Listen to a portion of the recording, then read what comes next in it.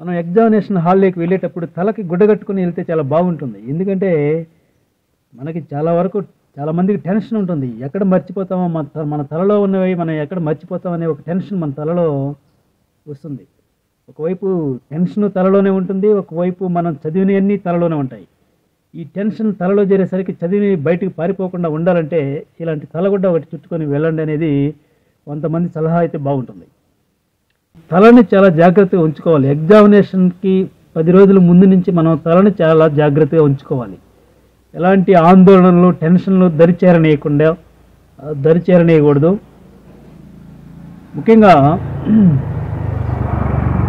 ముఖ్యంగా ఎగ్జామినేషన్ రోజు తలని చాలా జాగ్రత్తగా ఉంచుకోవాలి.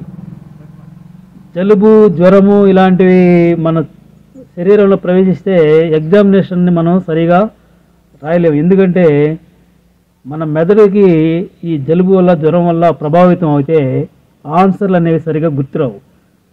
అదేవిధంగా తలకి టెంపరేచర్ కూడా ఎక్కువ తగలకూడదు. ఎండలో బాగా తిరిగి అలసిపోయి ఎగ్జామినేషన్ హాల్లోకి వెళ్ళినా కూడా అది సక్సెస్ కాలేరు. కాబట్టి ఎగ్జామినేషన్ సక్సెస్ఫుల్గా రాయాలంటే తలని జాగ్రత్తగా ఉంచుకోవడం మర్చిపోవద్దు విద్యార్థులారా. మనకి తలలో ఎగ్జామినేషన్ హాల్లోకి పోయిన వెంటనే ఒక క్వశ్చన్ మనం చూసినప్పుడు, ఎగ్జామినేషన్ హాల్లో మనం ఒక క్వశ్చన్ చూసినప్పుడు ఆ క్వశ్చన్ ఏ విధంగా ఆన్సర్ చేయాలి అనేటువంటిది స్టార్టింగ్లో కూడా మనకు అసలు పెన్ను కదలదు. స్టార్ట్ చేయాలంటేనే పెన్ను కదలదు.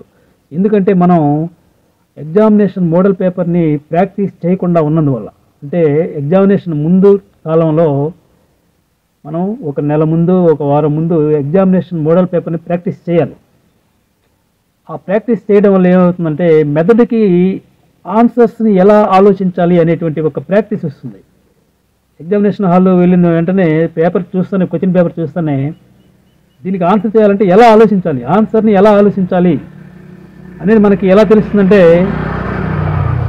మోడల్ పేపర్స్ని ప్రాక్టీస్ చేయడం వల్ల ఆ వేలో మెదడు ఆలోచిస్తుంది. అదే దీనికి ఆన్సర్ ఇలా రాయాలి, ఇలా చేయాలి అనేది. సో అందుకని మనం మోడల్ పేపర్స్ని ప్రాక్టీస్ చేయాలి.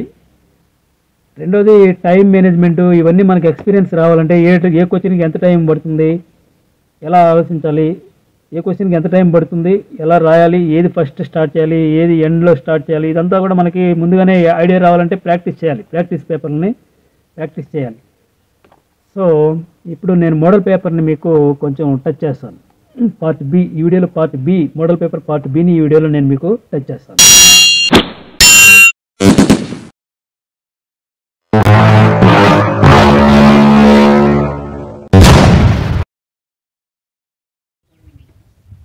Hello everyone, welcome back to my channel. This is me Krishna, and dear students, today we will discuss about section B, our 10th class English model question paper lo section B anedi ento ee roju chuddam.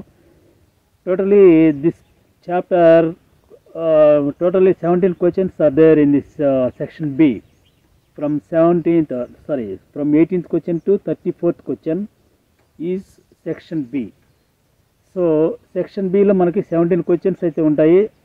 Almost all ఎక్కువగా ఒక్కొక్క క్వశ్చన్కి ఒక్కొక్క mark ఉంది. కొన్ని questions ఒక 2-3 మాత్రం 2 marks ఉన్నాయి. So అసలు ఈ సెక్షన్ బిలో మనకి ఏం టెస్ట్ చేస్తారు మనల్ని, స్టూడెంట్స్ని సెక్షన్ బి చేసేటువంటి పని ఏంటంటే గ్రామర్ అండ్ వొకాబులరీ టెస్ట్ చేస్తుంది. సో మీరు గ్రామర్కి, వొకాబులరీకి ఏదైనా టెస్ట్ ఉంటుంది అంటే అది సెక్షన్ బిలోనే ఉంటుంది. సెక్షన్ ఏలో అంత కాంప్రహెన్షన్. సెక్షన్ బిలో ఉన్నటువంటి గ్రామర్ అండ్ వొకాబులరీకి సంబంధించి క్వశ్చన్స్ ఏంటి, అవి ఏంటో చూద్దాం. ఇప్పుడు సెక్షన్ బిలో ఉన్నటువంటి గ్రామర్ అండ్ వొకాబులరీ మీద ఎలాంటి క్వశ్చన్స్ ఉన్నాయో ఈరోజు మనం ఈ వీడియోలో తెలుసుకుందాం. So welcome to section B, 10th class English medium English model paper, section B. Section B, grammar and vocabulary. Question number 18. Combining the sentences using who or which or whose or whom. Relative clauses. Syllabus reference unit 1 text book అనమాట. ఇది text bouquet. Work book అయితే మీకు ఈ విధంగా ఇస్తాడు, WB. So unit 1 అంటే text బుక్లో నుంచే ఉంటుంది. సో 2 మార్క్స్ అనమాట ఇది. So combining sentences using who, which, whose, whom, what, where కూడా అడగచ్చు. కానీ మీరు ఈ 4ని ప్రాక్టీస్ చేస్తే సరిపోతుంది, క్లియర్గా ఇచ్చాడు కాబట్టి. Who, which, whose, whom. So ఇదన్నమాట క్వశ్చన్ నెంబర్ 18. మనం మోడల్ పేపర్ చూస్తే క్వశ్చన్ నెంబర్ 18 ఈ విధంగా ఉంటుంది. Combine the following sentences using whose. ఇది Rohini got an admission into MBA. Her aim is to become a business woman. ఈ 2 సెంటెన్సెస్ని ఒకే సెంటెన్స్గా కంబైన్ చేయాలి. సో దీన్ని రిలేటివ్ క్లాజ్ అంటారు. ఈ ఈ క్లాజుల్లో ఒకటి రిలేటివ్ క్లాజు, ఒకటి మెయిన్ క్లాజు, ఇలా ఉంటుందన్నమాట. వాస్తవానికి ఇవి రెండు సెంటెన్సెస్. ఇదో క్లాజు, ఇదో క్లాజు, 2 ఫుల్ క్లాజెస్ కాబట్టి ఫుల్ సెంటెన్సెస్గా ఇప్పుడు 2 సెంటెన్సెస్గా ఉన్నాయి. ఈ హూజు, హూము, హూ వీటితో కలిపితే ఒకటి రిలేటివ్ క్లాజ్ అవుతుంది, ఒకటి మెయిన్ క్లాజ్, ప్రిన్సిపల్ క్లాజ్ అవుతుంది అన్నమాట. సో అలా రిలేట్ చేసి సంబంధాన్ని కలుపుతూ ఉన్నటువంటి ఈ ప్రొనౌన్స్ కాబట్టి వీటిని రిలేటివ్ ప్రొనౌన్స్ అని కూడా అంటూ ఉంటారు. అంటే ఇక్కడ 2 వాక్యాలు ఇచ్చాడు. ఈ 2 వాక్యాల్లో ఒకదానికి ఇది తగిలిస్తావు, ఇక్కడ ఉండేటువంటి వర్డ్ని. ఆ వర్డ్ని ఈ రెండిట్లో ఏ వాక్యానికి తగిలియాలి అనేది ఆలోచించుకోండి. సో దాన్ని బట్టి మీరు ఇది రాయాలన్నమాట. సో ఇదంతా ఒక పెద్ద గ్రామర్ టాపిక్ ఇది. చూడండి, ఇక్కడ హర్ అనేటువంటి ప్రొనౌన్ ఉంది. జనరల్గా ఇక్కడ ఉండేటువంటి ఏ వర్డ్ అయినా సరే, WH వర్డ్ ఏదైనా ఉందంటే హూ, హూజు, విచ్, వాట్, హూము ఇవి ఉన్నాయి కదా, వీటిని ఈ సెంటెన్సెస్కే తగిలిస్తారు. అంటే ఈ సెంటెన్స్ని ఈ సెంటెన్స్తో రిలేట్ చేసేదానికి. రిలేట్ అంటే సంబంధం కలపడం, రిలేటివ్ ప్రొనౌన్స్ అంటారు వీటిని. సో దీనికి బదులుగా ఇవి వాడుతూ ఉంటారు జనరల్గా. అయితే ఇక్కడ వాడినటువంటి వర్డ్స్ ఈ 2 సెంటెన్సెస్ని కలిపేటప్పుడు చూడండి, ఇక్కడ Rohini got and admission into MBA. రోహిణి ఎంబీఏలో సీట్ సంపాదించింది. Her aim is to become a business woman. ఆమె లక్ష్యం బిజినెస్ ఉమెన్ కావడం. సో ఇవి 2 వాక్యాలు. ఇప్పుడేంటి, Rohini whose aim is to become a business woman got and admission into MBA. ఇది ఆన్సర్. అంటే రోహిణి ఎవరి గోల్, లక్ష్యం అయితే బిజినెస్ ఉమెన్గా కావాలని ఉందో, ఆ Rohini got and admission into MBA అనేది వాక్యానికి మనం తిరిగి రాసేటప్పుడు ఆ విధంగా ఆన్సర్ వస్తుంది. సో ఇక్కడ మీరు బాగా గమనించాల్సింది ఏంటంటే, ఇక్కడ ఉండే ప్రొనౌన్కి బదులుగా ఇది వాడుతూ ఉంటాము. ఇక్కడ ఉండేటువంటి ఈ రిలేటివ్ ప్రొనౌన్ వాడిన తర్వాత ఇది రిపీట్ కాకూడదు. ఎట్టి పరిస్థితుల్లో ఇక్కడ ఉండేటువంటి ప్రొనౌన్ రాకూడదు. ఇక దీన్ని తీసేయండి, ఇది వాడండి. అండ్ ఇలాంటి క్లాజు, రిలేటివ్ క్లాజు, ఇది కలిపినటువంటి క్లాజు ఇదంతా ఉంది కదా, ఈ వాక్యం కలిపి ఇదంతా రాస్తున్నాం కదా, దీన్ని ఎక్కడ పెట్టాలి అంటే, ఎప్పుడు కూడా రిలేటివ్ ప్రొనౌన్ అనేటువంటిది దాని యాంటిసిడెంట్ అంటాం. అంటే ఎవరి గురించి అయితే చెబుతుందో అది యాంటిసిడెంట్ అనమాట. ఇప్పుడు రోహిణి గురించి చెప్తుంది కాబట్టి ఈ రిలేటివ్ ప్రొనౌన్స్కి యాంటిసిడెంట్ వచ్చేసి రోహిణి. ఎప్పుడు కూడా ఈ రిలేటివ్ ప్రొనౌన్ అనేటువంటిది ఈ యాంటిసిడెంట్కి పక్కనే ఉండాలి. సెంటెన్స్ మనం తిరిగి రాసేటప్పుడు ఈ రిలేటివ్ ప్రొనౌన్తో కూడిన క్లాజ్ ఏదైతే ఉందో అది యాంటిసిడెంట్కి పక్కనే ఉండాలి. చూడండి, ఇక్కడ ఆన్సర్ చూడండి, ఇది ఆన్సర్. ఇది Rohini whose aim is to become a business women got an admission into MBA. నేను చెప్పింది ఇదే. సో రోహిణి పక్కనే హూజ్ ఉంది, గమనించండి. మనకి అక్కడ హర్ అనేది ఇచ్చినాడు, ఇప్పుడు ఆ హర్ లేదు. ఫస్ట్ ఏం చెప్పాడు, Rohini got an admission into MBA, అది ఒక వాక్యంగా ఇచ్చాడు. Her aim is to become a business women, ఇది ఒక వాక్యంగా ఇచ్చాడు. ఇప్పుడు మొత్తాన్ని కలిపి ఒకే వాక్యంగా రాస్తే Rohini whose aim is to become a business woman. చూడండి, ఇది 2వ వాక్యంగా ఉంది అక్కడ క్వశ్చన్లో. ఈ 2వ వాక్యాన్ని ఇక్కడ మనకి రోహిణి పక్కనే ఈ హూజ్ తగిలిచ్చి రాసేసాము. తర్వాత అక్కడ 1వ వాక్యం ఉంది కదా, Rohini got an admission into MBA అనేది, దాన్ని రోహిణి దగ్గర ఆపేసి గాట్ దగ్గర నుంచి ఇక్కడ రాసాము. సో ఇలా ఉంటుందన్నమాట ఈ వాక్యాలని ఆన్సర్ చేయటం. దీనికి మీరు కంప్లీట్ గ్రామర్ నేర్చుకోవాలి అంటే ఎక్కడి నుంచి నేర్చుకోవాలంటే చూపిస్తాను చూడండి. ఇది high school English grammar and composition రెన్ and Martin. ఈ రెన్ అండ్ మార్టిన్ గ్రామర్ బుక్లో మీరు చూస్తే ఎక్కడ ఉంటుందంటే ఈ రిలేటివ్ ప్రొనౌన్స్ గురించినటువంటి ఇన్ఫర్మేషను చూడండి. ఇండెక్స్లో రిలేటివ్ అండ్ ఇక్కడ ఉంటుంది చూడండి, రిలేటివ్ ప్రొనౌన్స్ 18, చాప్టర్ 18లో రిలేటివ్ ప్రొనౌన్స్ అని ఉంటుంది. సో మీరు ఈ రిలేటివ్ ప్రొనౌన్స్ దగ్గర కానీ చూస్తే చూడండి, ఇక్కడ రిలేటివ్ ప్రొనౌన్స్ 18 మీకు ఇది మొత్తం ఇక్కడ ఉంటుందన్నమాట.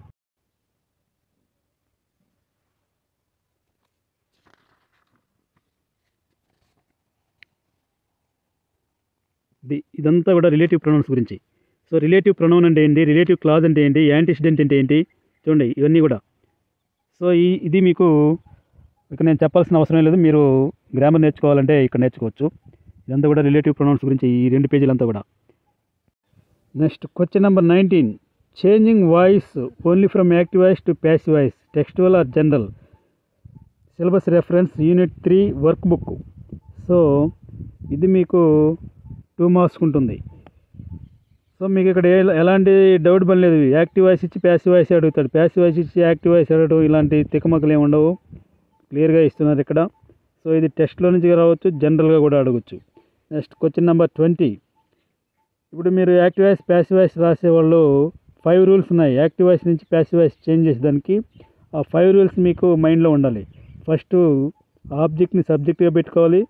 తర్వాత according to the subject number and gender టెన్స్ని బట్టి హెల్పింగ్ వెర్బ్ పెట్టుకోవాలి. హెల్పింగ్ వెర్బ్ తర్వాత వెర్బ్ 3వ రూపం రాయాలి. అప్పటికి 3 రూల్స్ అయిపోయాయి.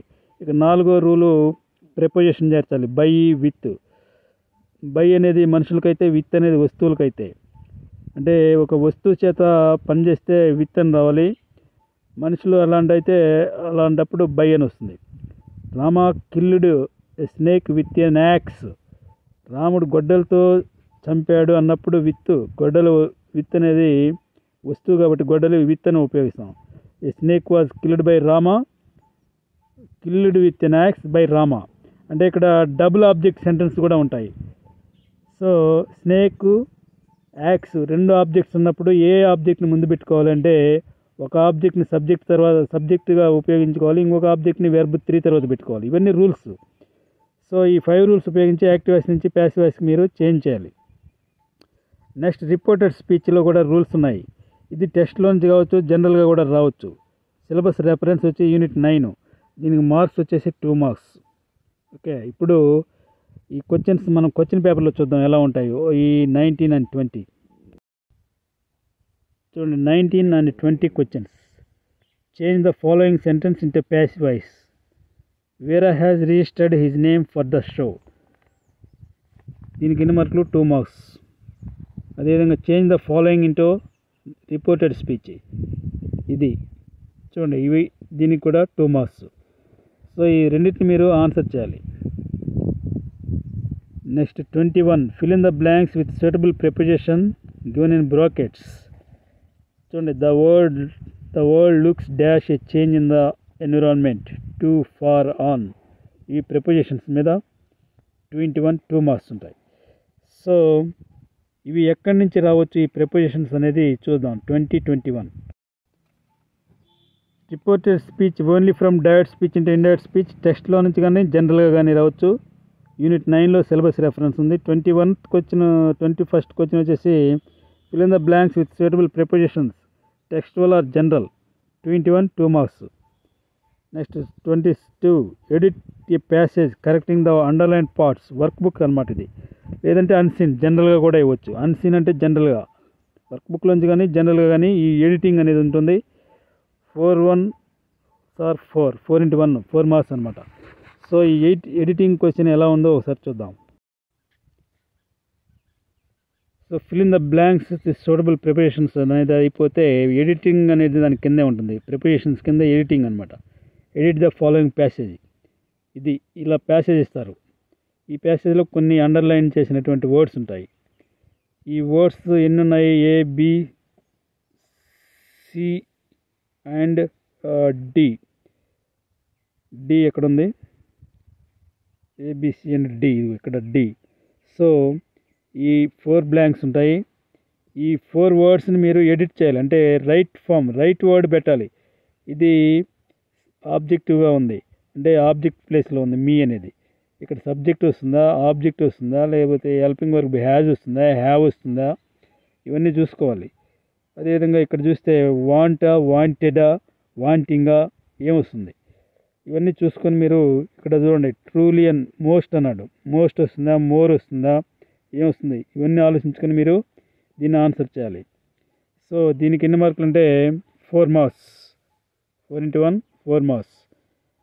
Next question number 23. Fill in the blanks with suitable articles. A and the ఆర్టికల్స్ని ఉపయోగించి 2 మార్కులు ఉంటాయి దీనికి. ఇది కూడా మీరు ఆన్సర్ చేయాల్సి ఉంటుంది. దీనికి సిలబస్ ఎక్కడి నుంచి వస్తుంది అనేది కూడా చూద్దాం. Question number 23. Fill in the blanks with articles textual or general. ఇది టెక్స్ట్లో నుంచి కావచ్చు, జనరల్గా కూడా అడగవచ్చు. కానీ సిలబస్ ఆర్టికల్స్ గురించి మీకు చెప్పే సిలబస్ యూనిట్ 2 అనమాట. 2 మార్కులు 2 marks. Next 24th question, change into repeated action in the past use to or would. Textual general, ఇది టెస్ట్లో నుంచి కావచ్చు, జనరల్గా కూడా అడగచ్చు. సిలబస్ కానీ మీరు ఎక్కడ నేర్చుకోవాలి దీన్ని అంటే యూనిట్ 6లో ఉంటుంది సిలబస్ రెఫరెన్స్ టెక్స్ట్ బుక్లో. సో ఈ రిపీటెడ్ యాక్షన్స్ అంటే మనం గతంలో కొన్ని పనులు అలవాటుగా చేస్తూ ఉంటాం, ఇప్పుడు చేయం. అలా మనకి గతంలో ఉన్న అలవాట్లను చెప్పాలి అంటే యూజ్ టు కానీ వుడ్ కానీ ఉపయోగించి చెప్తూ ఉంటాం. సో మీరు రాసే వాక్యంలో యూజ్ టు ఆర్ వుడ్ ఈ రెండిట్లో ఏదో ఒకటి ఉపయోగించి రాయాలి. సో దీనికి వచ్చేసి 2 మార్క్స్. క్వశ్చన్ ఎలా ఉంటుందో ఇప్పుడు చూద్దాం. Change the following into repeated action in the past using would or use to. So ఇక ఇదే ఉంటుంది. 24th క్వశ్చన్ అంటే మీరు ఎన్ని మోడల్ పేపర్స్ చూశాను నేను, అన్నిట్లో ఈ వుడ్ యూజ్ టు ఉంటుంది. కాబట్టి మీకు 10th క్లాస్ చాలా ఈజీ అండ్ చాలా ఈజీ గ్రామర్ మొత్తం ఆన్సర్ చేయటం. ఎందుకంటే మీకు పర్టికులర్గా ఫలానా క్వశ్చనే ఇస్తారు అని చెబుతూ ఉన్నారు, అదే ఇస్తున్నారు కాబట్టి. సో చూడండి, during summer I spent my money only on mangoes. దీన్ని వుడ్ కానీ యూజ్ టు కానీ ఉపయోగించి రాయాలి. When I was young I wrote A bicycle to my office. So ఇవన్నీ గతంలో ఒక వ్యక్తికి ఉన్న అలవాట్లు అనుకుంటే వాటిని వుడ్ కానీ యూజ్ టు కానీ ఉపయోగించి మనం రాయాలన్నమాట. సో ఇదన్నీ చాలా ఈజీ ఎక్సర్సైజెస్, మీరు ఒకసారి చూస్తే సరిపోతుంది. టెక్స్ట్ బుక్లో వర్క్ బుక్లో ఎక్కడ ఉన్నాయి అక్కడ. Next question number 25, rewrite the sentences into single sentence using noun modifiers. ఇది టెక్స్ట్ బుక్ టెస్ట్ నుంచి కానీ జనరల్గా కానీ అడగచ్చు. సో ఇవన్నమాట నౌన్ మోడిఫైయర్స్ని ఉపయోగించి రాయాలి. రెండింటికి 2 మార్కులు ఉంటాయి. I visited a temple, it was an old one but has a great history. So ఇది సొంతంగా రాయాలన్నమాట. ఈ నౌన్ మోడిఫైయర్స్ని మీరు ఎలా కనుక్కోవాలంటే మీరు ఇది కొంచెం డిఫికల్ట్గా ఉంటుంది ఇది రాయటం అనేది. సో దీన్ని ఎలా రాస్తారంటే ఇప్పుడు ఇక్కడ చూడండి, I visited a temple, it was an old one but has a great history అన్నారు. దీన్ని మీరు రాస్తే ఆన్సర్లో I visited a historical temple which is old అలా వస్తుందన్నమాట. సో ఇవన్నీ కూడా మీరు జాగ్రత్తగా ఆన్సర్ చేయాలి. దీన్ని క్వశ్చన్ నెంబర్ 25 ఇది. Rewrite the sentences by using noun modifiers. Textual or general. 2 into 1, 2 marks. Next 26. Giving advice using modal verbs or suggestion being on the given context. ఒక సందర్భాన్ని ఇస్తాడు, ఆ సందర్భాన్ని ఇద్దరి మధ్యలో మాట్లాడుకుంటూ ఉన్నట్టుగా ఇస్తుంటాడు. జనరల్గా వాళ్ళల్లో ఒకరికి సలహా ఇస్తారు. ఏదైనా ఒకరికి సలహా ఇవ్వాలంటే మనం మోడల్ వెబ్స్లో ఉన్నటువంటి షుడ్ని ఉపయోగిస్తుంటాం జనరల్గా. సో ఆ షుడ్ని ఉపయోగించి మీరు ఒక వాక్యం రాయాలి ఇక్కడ. దీనికి 2 మార్క్స్ అనమాట. Next question number 27, identifying the suitable synonyms అంటే సమానార్థాలు వ్యతిరేక అర్థాలు ఉంటాయి కదా, వాటికి సంబంధించింది. ఇది ప్రోజ్ లెసన్ నుంచి ఇవ్వడం జరుగుతుంది. 4 into 1, 4 marks. So 4 into 1, 4 marks. అదేవిధంగా 28. సో 27th క్వశ్చన్ పేపర్లో ఒకసారి చూడండి ఎలా ఉందో. ఇది ఇలా ఉంటుంది మీ క్వశ్చన్ పేపర్లో. Read the following paragraph and right the synonyms of the underlined words choosing the words given in the box. చూడండి, ఈ బాక్స్లో కొన్ని వర్డ్స్ ఇస్తాడు, ఇక్కడ ఒక ప్యాసేజ్ ఇస్తాడు. ఈ ప్యాసేజ్లో కొన్ని వర్డ్స్ని అండర్లైన్ చేస్తాడు. ఇవి ఇక్కడ అండర్లైన్ చేసినవి చూడండి, ఇవి అండర్లైన్ చేసినటువంటి వర్డ్స్. ఈ అండర్లైన్ చేసినటువంటి వర్డ్స్ బదులుగా వీటిని ఉపయోగించాలి, ఇక్కడ ఉండేటువంటి వాటిని, ఈ బాక్స్లో ఉండే వాటిని. సో ఇది టెక్స్టువల్గా ఉంటుంది, అంటే టెస్ట్లో నుంచే మీకు రావచ్చు ఇవన్నీ కూడా. Next question number 28, read the following paragraph and right the antonyms. అదే మాదిరిగా పైన చేసినట్టుగానే ఇక్కడ యాంటోనిమ్స్ అన్నమాట, వ్యతిరేకార్థాలు. అయితే ఇక్కడ బాక్స్ అనేటువంటిది దీనికైనా దీనికి కూడానా అనేది మీరు ఆలోచిస్తే ఈ బాక్స్లో ఉండేది ఈ బాక్స్ వరకే, అది దీనికి లేదండి. ఈ బాక్స్ అనేది బాక్స్లో ఇచ్చిన వర్డ్స్ దీని వరకే, 27th క్వశ్చన్కి, దీనికి బాక్స్ ఇవ్వలేదు. సో అదనమాట. నెక్స్ట్ 29th క్వశ్చన్ వచ్చేసి fill in the blanks with the right form of words given in the brackets. So ఒక వర్డ్కి 2-3 రూపాలు ఉంటాయి. ఆ 2-3 రూపాల్లో noun form, verb form, adjective form ఇలా ఉంటాయి కదా. ఆ ఫామ్స్ ఇక్కడ బ్రాకెట్లో ఇస్తాడు, వాటిలో ఒకటి తీసి ఇక్కడ రాయటమే. సో దీనికి 2 మార్కులు, 2 డాష్లు ఉంటాయి, 1 2 AB. సో ఇవన్నీ కూడా మీరు చేయాలి. నెక్స్ట్ 30th క్వశ్చన్ వచ్చేసి complete the words with correct prefixes and suffixes given in the brackets. చూడండి ఇక్కడ బ్రాకెట్లో ప్రిఫిక్స్లు సఫిక్స్లు ఇచ్చారు. అంటే చూడండి ఇక్కడ కొన్ని డాష్లు ఉన్నాయి, ఇది 2 మార్క్స్ ఉంటుంది. ఈ 2 మార్క్స్కి మీరు 2 బ్లాంక్స్ ఇచ్చాడు. ఇక్కడ బ్లాంక్స్ ఆన్సర్స్గా ఇక్కడ ప్రిఫిక్స్లు సఫిక్స్లు ఇచ్చాడు. సో ఇప్పుడు మీరు ఏం చేయాలంటే ఇక్కడ వర్డ్స్ ఉన్నాయి చూడండి, ఈ డాష్ తర్వాత ముందు ఉన్నటువంటి వర్డ్స్కి ఈ పార్ట్ కలపాలి. ఇక్కడ ఉండేటువంటి పార్ట్లు అంటే వర్డ్స్కి ముందు కలిపే పార్ట్ని ప్రిఫిక్స్ అంటాము, వర్డ్కి తర్వాత కలిపే పార్ట్ని సఫిక్స్ అంటాము. ఇకపోతే ఇన్ఫ్లెక్షన్స్ కూడా ఉంటాయి. అంటే ఈ సఫిక్స్ కాదు, ప్రిఫిక్స్ కాదు, ఇది 2 అటు ఇటు కొంత పార్ట్ని మనం చేరిస్తే ఒక పదానికి అది ఇన్ఫ్లెక్షన్ అవుతుందన్నమాట. అంటే ఆ పదానికి మరో రూపం. సో ఇవన్నీ మీరు చూడాలి. ఇప్పుడు 30th క్వశ్చన్కి ఇవన్నీ కూడా ప్రోజ్ లెసన్స్లో నుంచే ఇవ్వడం జరుగుతుంది. Next 31 find the wrongly spelt word and right the correct spelling. వీటిలో ఒక వర్డ్ తప్పు ఇచ్చాడనమాట, స్పెల్లింగ్ తప్పు ఉంటుంది, వాటిని కరెక్ట్గా రాయాలి. ఇక్కడ ఇది వచ్చేసి ప్రోజ్లో నుంచే అడుగుతారు, ప్రోజ్ లెసన్స్లో ఉండేటువంటి పదాల్లో నుంచి. దీనికి వచ్చేసి 2 మార్క్స్. పోతే 32 read the following dictionary entry of the word given below.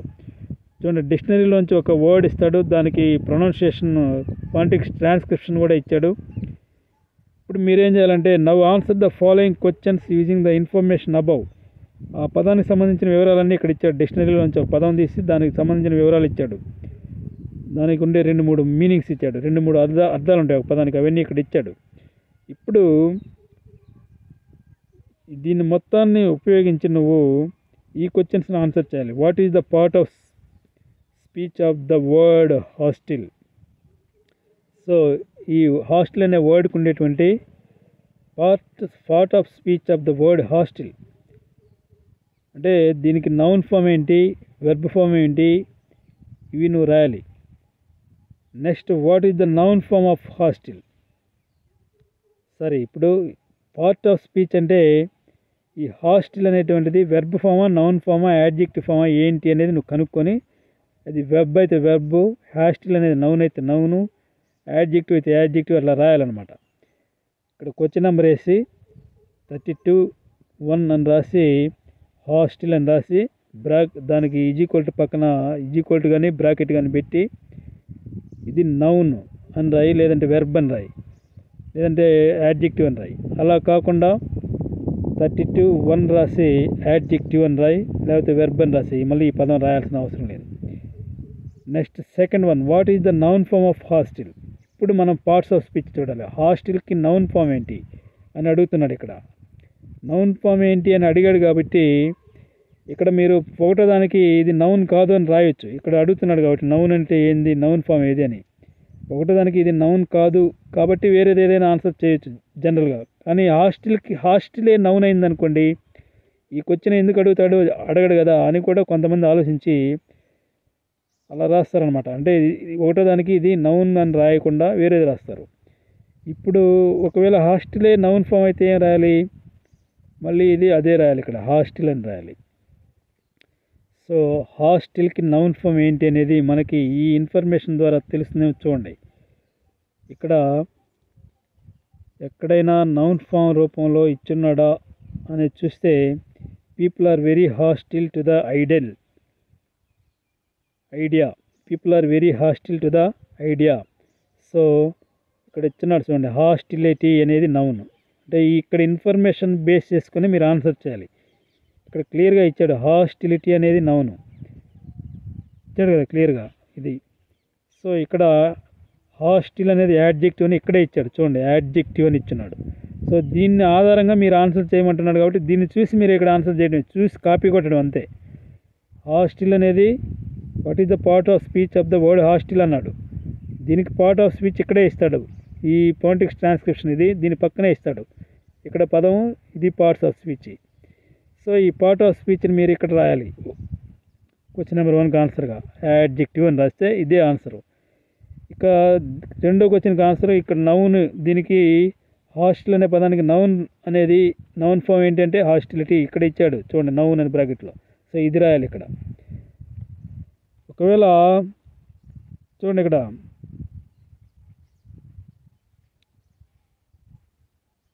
ఇంకా ఏమైనా ఆధారాలు ఇచ్చున్నాడేమో చూడండి. Showing or feeling opposition or dislike unfriendly. Hostility meaning ఏంటి అని అడిగితే ఇక్కడ ఇది రాయాలి, showing or feeling opposition or dislike.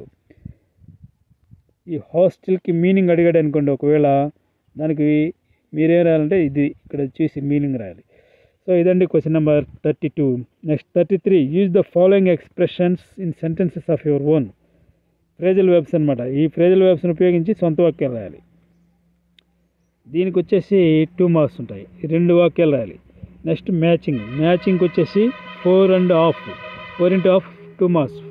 ఇవన్నీ కూడా టెక్స్ట్ బుక్లో నుంచి రావడం జరుగుతుంది. టెక్స్ట్ బుక్ ప్రోజ్ లెసన్లో, ప్రోజుల పాఠాల్లో ఉండేటువంటి వర్డ్స్ని ఇక్కడ మ్యాచింగ్ అడుగుతూ ఉంటారు జనరల్గా. నెక్స్ట్ 33 ఫ్రేజల్ వెర్బ్స్ గురించి మీరు ఎక్కడ చూడాలనేది చూద్దాం. 33 అనేది రిఫరెన్స్ యూనిట్స్ 246 టెక్స్ట్ బుక్ సిలబస్లో 2, 4, 6 పాఠాలు చూడండి. మ్యాచింగ్కి వచ్చేసి 3, 4 పాఠాలు చూడండి టెక్స్ట్ బుక్. అదేవిధంగా డిక్షనరీ స్కిల్స్కి వచ్చేసి ఎక్కడ చూడాలి అనేది మనం చూస్తే prose part of the text book only. ఇది ఎక్కడి నుంచైనా ప్రోజ్లో నుంచే వస్తుంది. సో ఇదండి మీరు సెక్షన్ బి అనేటువంటిది మీకు ఏ విధంగా ఆన్సర్ చేయాలనేది.